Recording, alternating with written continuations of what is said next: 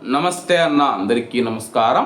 Kuwait దేశం భారీ money laundering నెట్వర్క్ను అయితే గుట్టురట్టు చేసిందనమాట. అందులో ఒక భారతీయుని అయితే అరెస్ట్ చేయడం జరిగింది. Kuwait ministry of interior money laundering మరియు అక్రమ మద్యం వ్యాపారానికి సంబంధించి ఒక భారీ కుంభకోణాన్ని ఛేదించింది. యుఏఈ అధికారుల సహకారంతో అంతర్జాతీయ నేరగాడిగా ప్రకటించబడిన రెడ్ నోటీస్ ఉన్న ఒక భారతీయ నిందితుడిని పోలీసులు అరెస్ట్ చేశారు.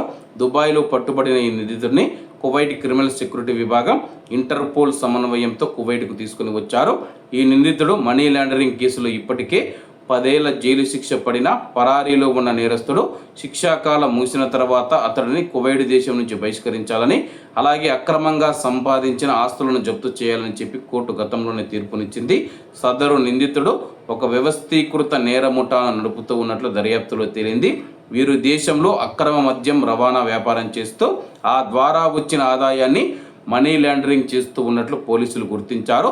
ఈ ముఠా సుమారు 157 మంది ఆసియా ప్రవాసులను ఉపయోగించుకుని 13 స్థానిక ఎక్స్చేంజ్ కంపెనీల ద్వారా 254 సార్లు నగదు బదిలీలను చేపట్టింది.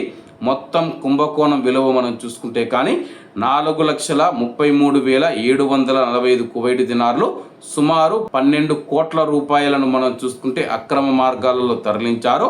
ఆర్థిక నిఘా సంస్థల కళ్ళుగప్పడానికి ఈ సొమ్మును కుటుంబ ఖర్చులు అనే పేరుతో విదేశాలకు పంపినట్లు దర్యాప్తులో వెల్లడయ్యింది. నేరగాళ్లను పట్టుకోవడంలో సహకరించిన యుఏఈ అధికారులకు కువైట్ మంత్రిత్వ శాఖ కృతజ్ఞతలు తెలిపింది. ఇలాంటి ఆర్థిక నేరాలకు పాల్పడే వారిపైన ఉక్కుపాదం మోపుతామని చెప్పి అధికారులు హెచ్చరించారు. ప్రస్తుతం కువైట్లో ఉన్న మన భారతీయులు ఎవరైతే ఉన్నారో, ఎవరి డబ్బు పడితే వాళ్ళ డబ్బు మీరు మీ పతాకాలు ఉపయోగించి పంపించారండి, కానీ మీరు కూడా ఇబ్బందుల్లో పడతారు. కాబట్టి అందరూ బాగుండాలి, అందులో మనం ఉండాలి. అందరికీ నమస్తే అన్న, జై హింద్.